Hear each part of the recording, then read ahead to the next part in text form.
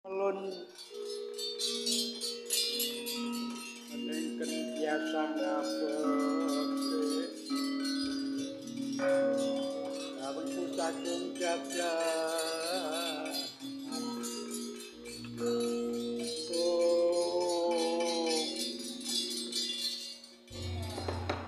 nanging sanget angiki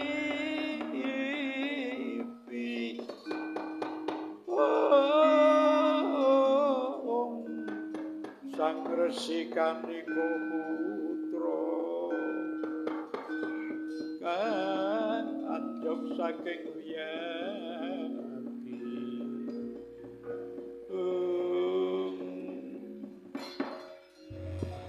pundur makahyangan nenggih Bathara Guru apakah kenak dening para widodari ing kasuwargan Dantya kang winursita tan kadha ingkang pagelaran Jawi nenggih angawin Purwadya kating alam marang mangayu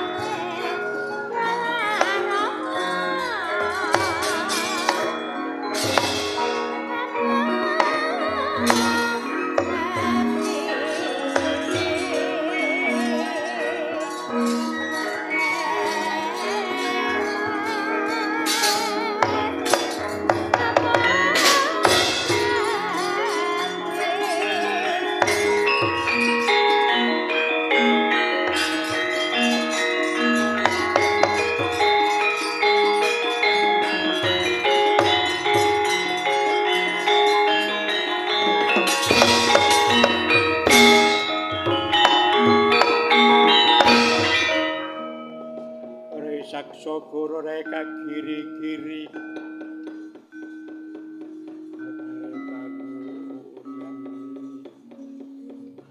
sang nunungsung pawarti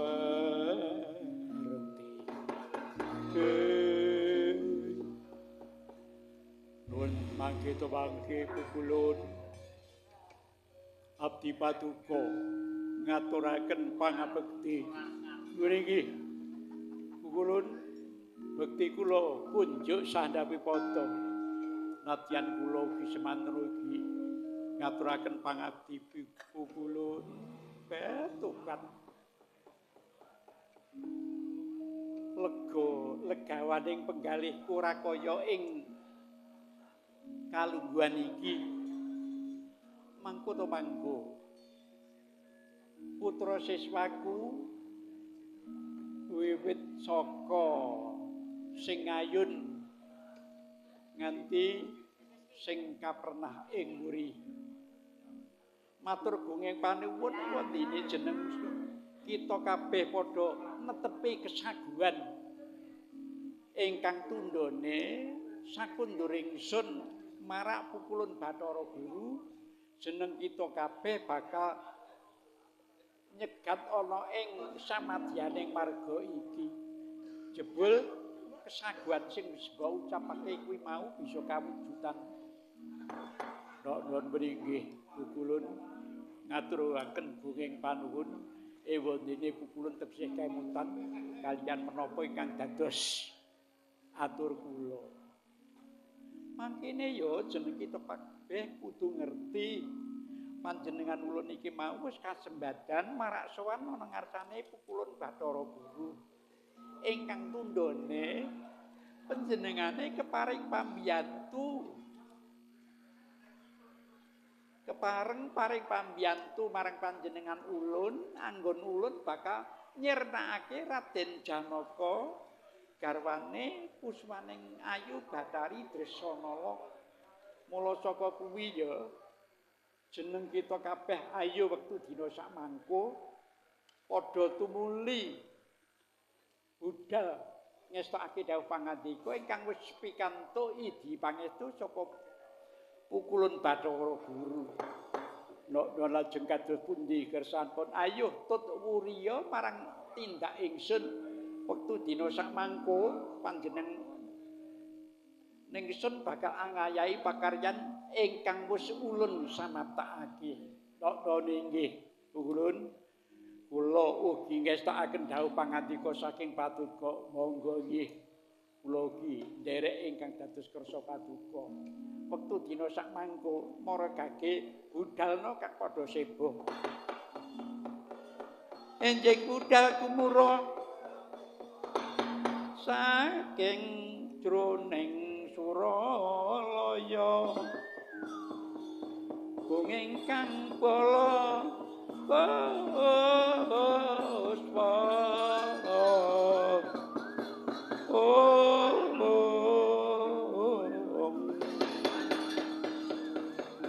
prapusanani rirsa wedalira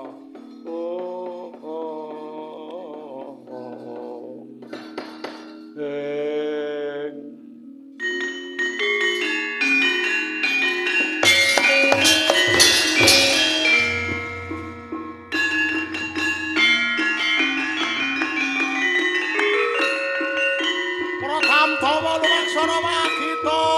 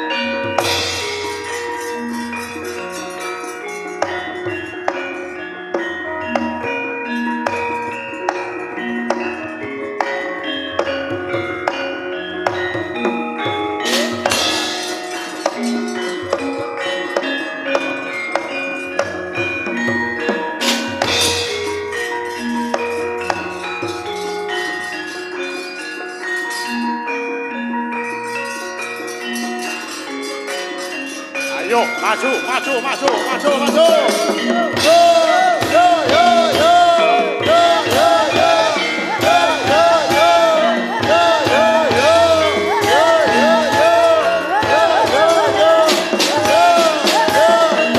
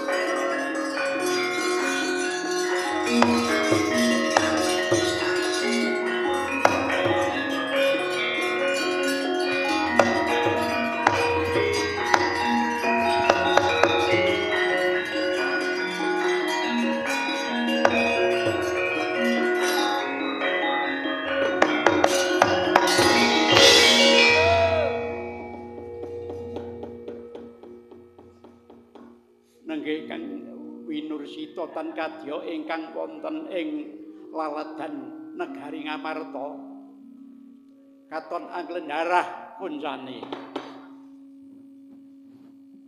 moncer saged semeting ladan monggo.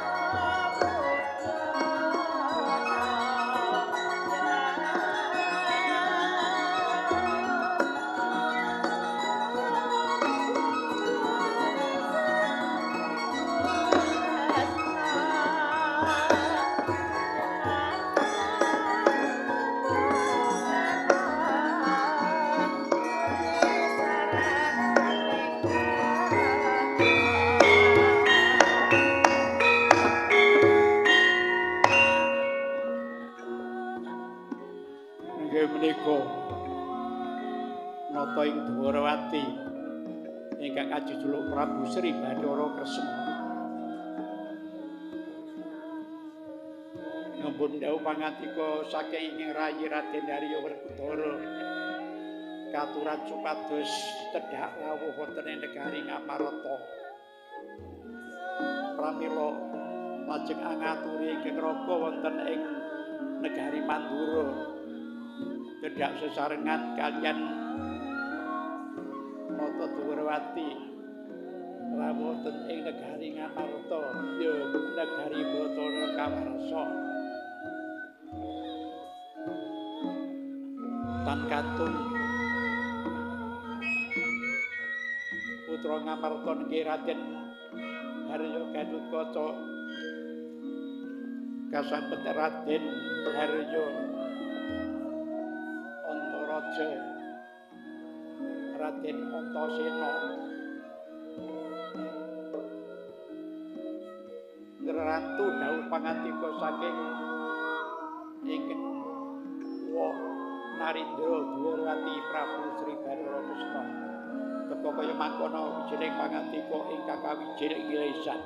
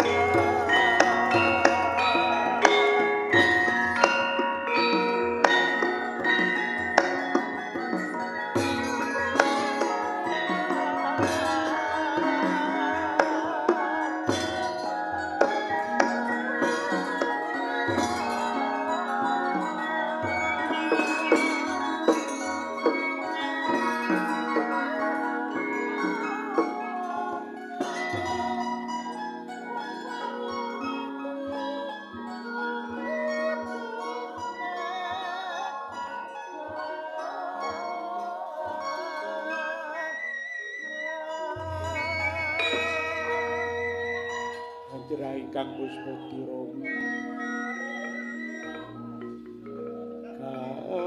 kasiliring samirana mre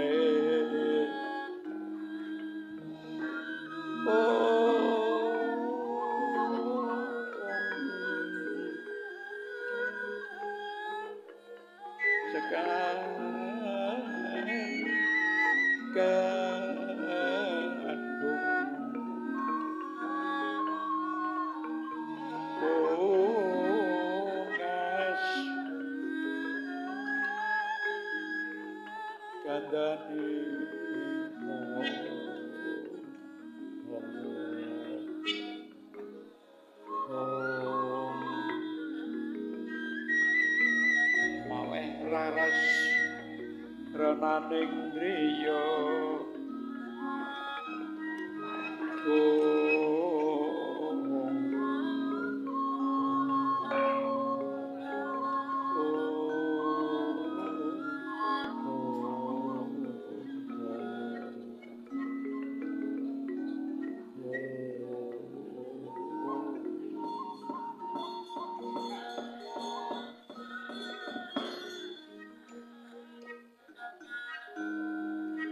untuk mangke-mangke Koko Prabu katuran kasegahan pabagya panagrami sarwa paduka wonten ing negari Ngamarta dereng sawetawis danu.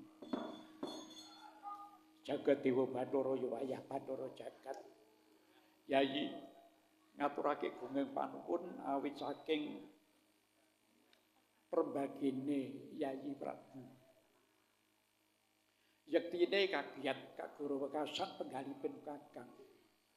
Yayi Prabu nimbali pisuwanipun Kakang kok kadhawuhan jujuk ana ing negara Ngamarta iki. Sejatine ana wigati apa? Ade. Nuwun sewu aku nyambung. Ora kok ateges aku iki wong nom cemongol-congol. Aku wis kulino watak wantu ingkang ditindakake dening Waireng.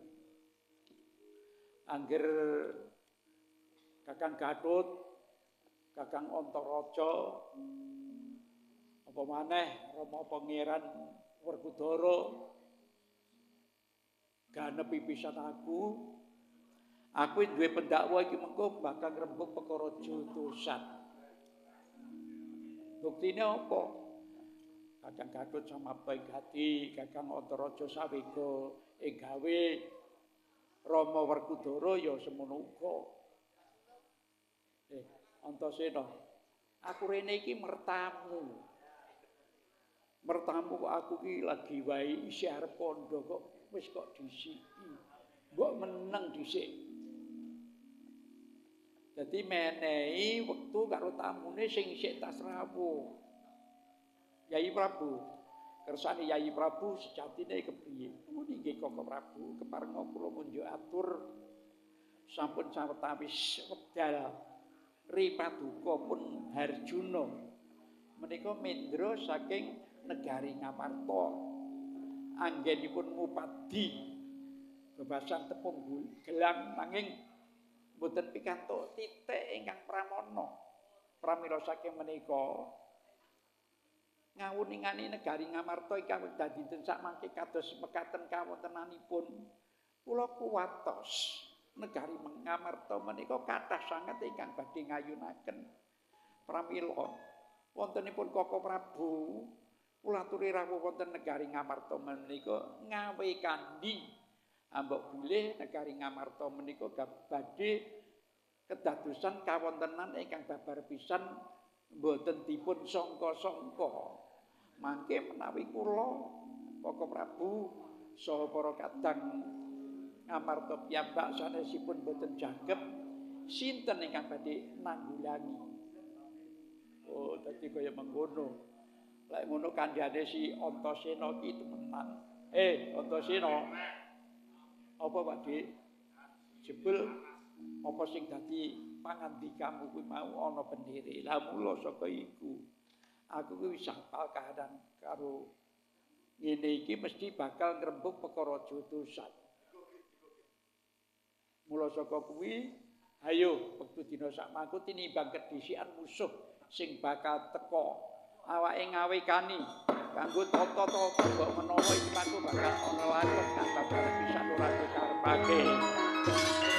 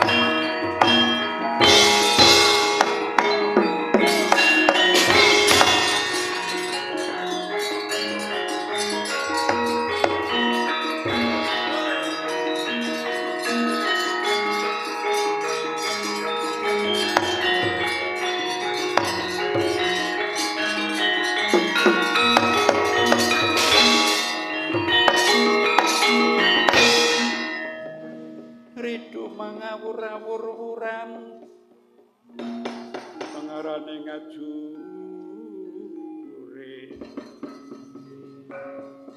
pematuru gongso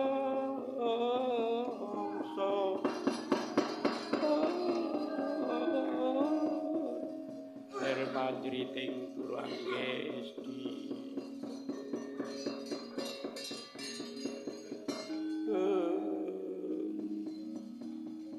wela talah durung ati sambung ngober anggon kulumanku ketemu karo sawijining prajurit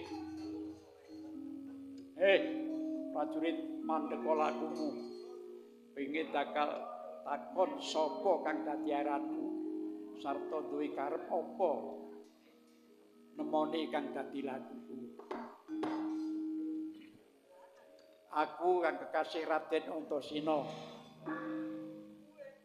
ora niat nemoni anggon ngulumaku mung wae rehne iki sing kalebu lalatan negaraku ngawekani mbok menawa ana parang muka kang bakal gawe rusuh aku sing bakal nanggulangi.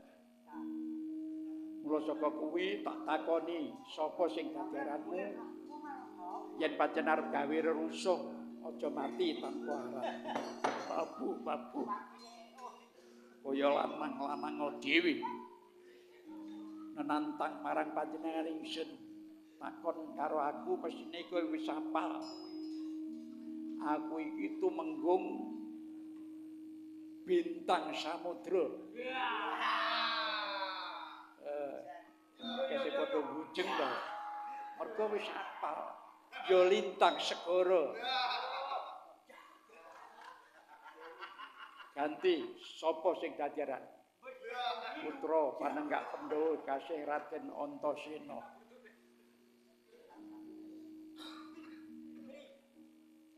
Mapakake lakuku arep wis tak kandhake mau. Aku Pranata negara Ngamarta ngawekane mbok menawa nang parang muka kang gawe rusuh aku sing bakal nanggulangi. Wah, kowe sing nanggulangi. Sugih kendel bondo wani. Wani karo kamu. Ora wani tak wedeni apa. Kowe enggal sumingkir saka ngarepan kopi. Ora enggal sumingkir ketiban tanganku sudah pecah dah. Wabuh parat. Ngendelake supaya kowe degdaya tanpa ya obat kapita kaya buntul kula tapangin kejero manuk beranjangan lena pangindahmu candak sabetake perbatang rontok tigamu.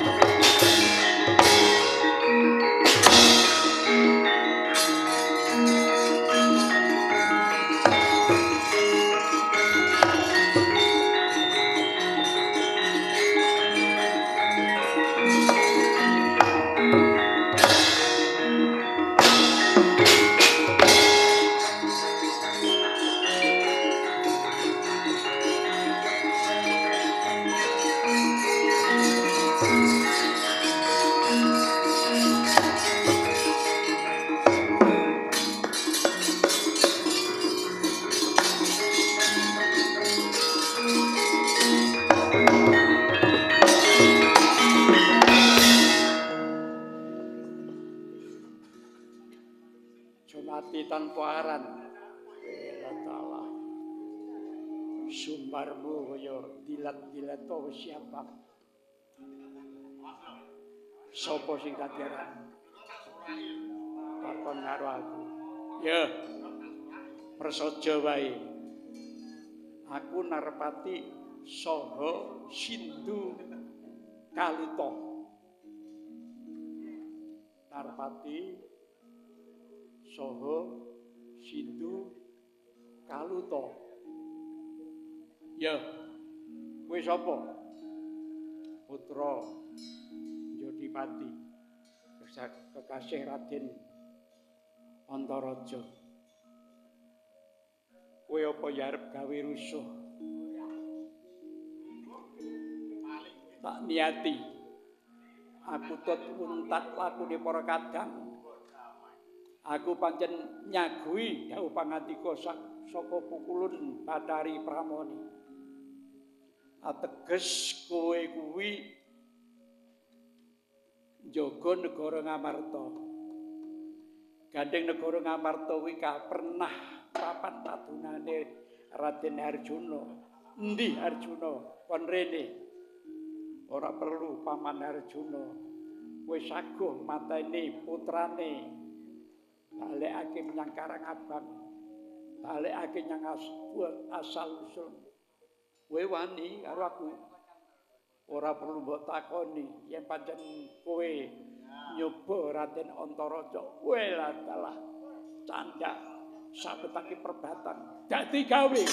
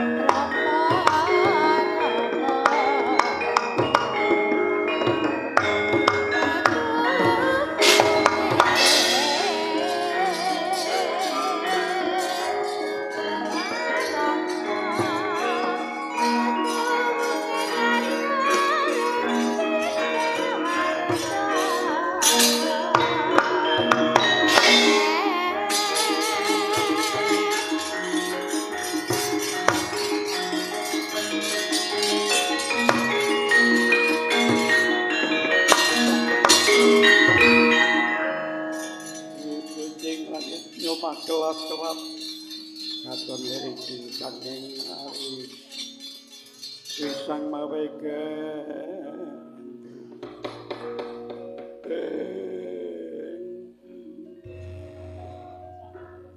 Sapa kang maju ngarepanku? Wala tau. Ora ana loro, telu.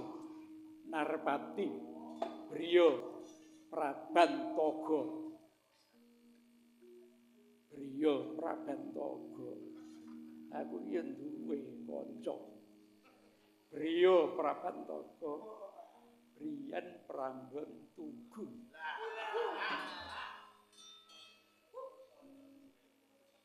Karep nyang ndi? Nyirnakake putra-putra Ngamarta kang padha pacak bebarisan ana negara Ngamarta kene.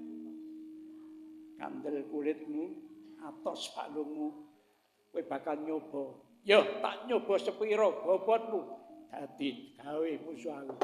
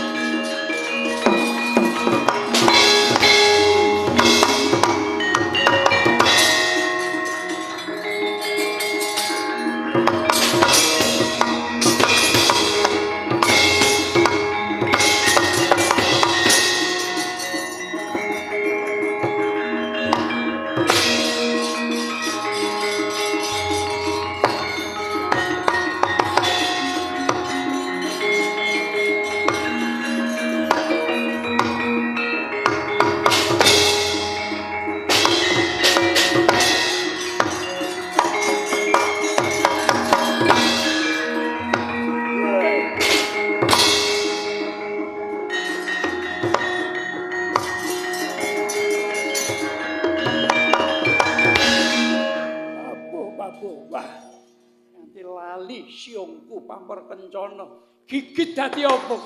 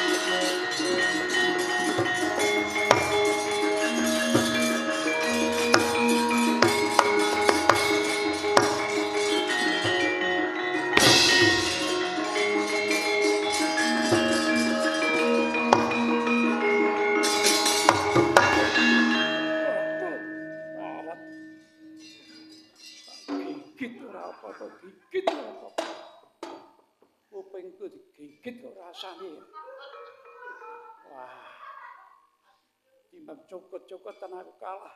Melayu sifat kuping.